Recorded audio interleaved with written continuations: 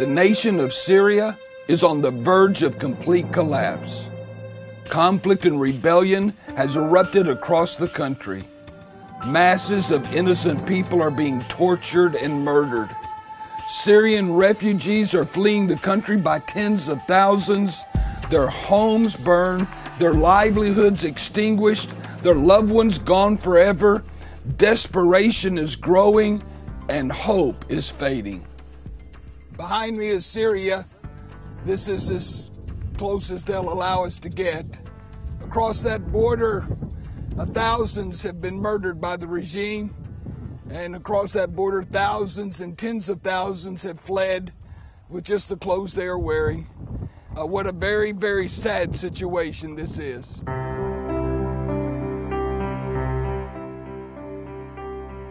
The images I've seen here on the ground are unimaginable.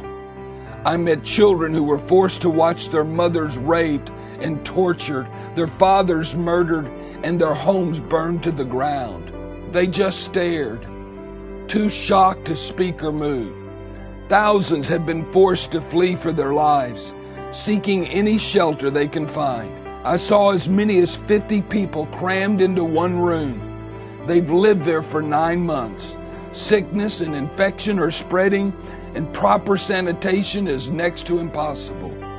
Although food and medicines are readily available, people have no way to pay for them. There are no jobs left.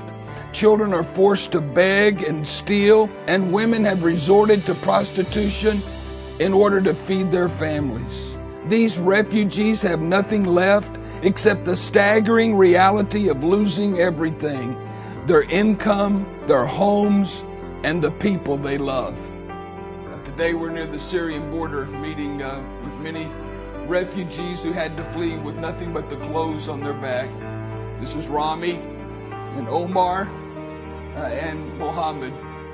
Romney saw his father murdered. He was shelled by regime soldiers.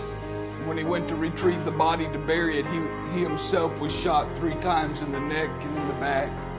Now Rami and his family of 6 are struggling to survive in just one small, dirty room. Rami's story is the story of every refugee I met in Syria, a tragic reminder that we cannot sit and watch while countless lives are being destroyed.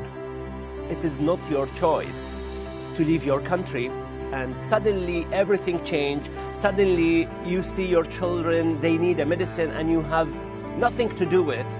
You don't know where you will go, you don't know where you will live, you don't know how many years you will stay. No hope. Hopeless people. The international community has been slow to respond, paralyzed by indecision and apathy. How many people have to die before this crisis gets our attention? We've seen some kids who had seen atrocities in front of them.